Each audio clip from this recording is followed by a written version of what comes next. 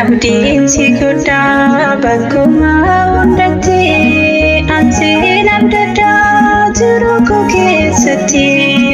nabiiraan darbiin fayyisaa bakkoo nabiiraan darbiin yaa'umaa bakkoo abdiin si guddaa bakkuma hundatti ansiin abdaddaa jiru koo keessatti nabiiraan darbiin fayyisaa bakkoo nabiiraan darbiin yaa'umaa bakkoo.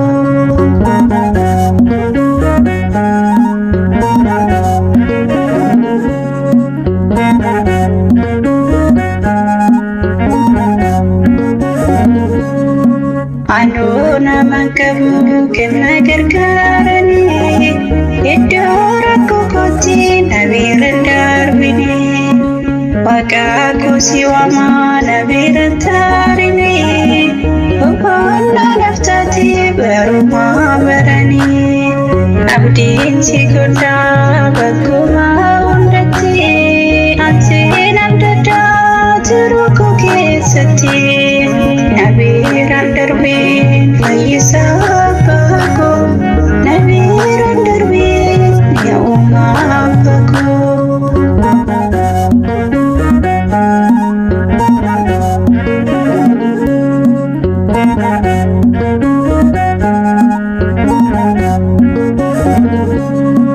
Dirree jiratus yeroo dhumaaf malee atiin jijjiiramtu yeroo mafeedillee kan akka kenniru homtuu si madaalu galata duwwaadhaa aarsaa siif kafalu abdiin si guddaa bakkuma hundatti ansiin abdaddaa jiru koo keessatti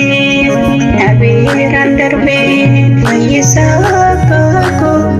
nabiiraan darbiin yaa'umaa bakkoo.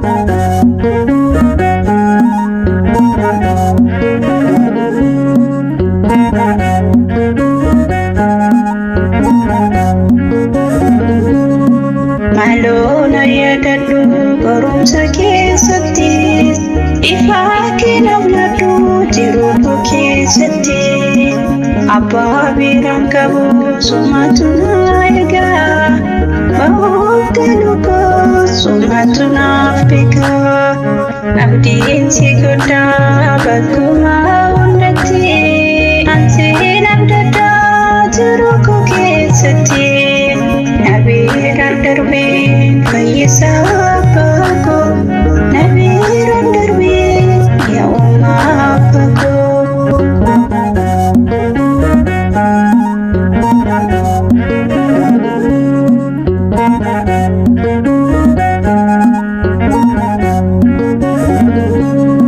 Biyya ormaa taa'ee maqaa kee waamira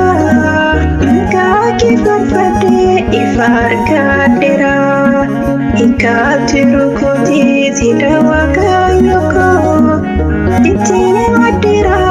baay'eera yaaddu koo abdiin si guddaa bakkuma hundatti ansiin abdaddaa jiru koo keessatti nabiiraan darbiin fayyisaa bakkoo nabiiraan darbiin yaa'umaa bakkoo abdiin si guddaa bakkuma hundatti ansiin abdaddaa jiru koo keessatti nabiiraan darbiin fayyisaa bakkoo nabiiraan darbiin yaa'umaa bakkoo.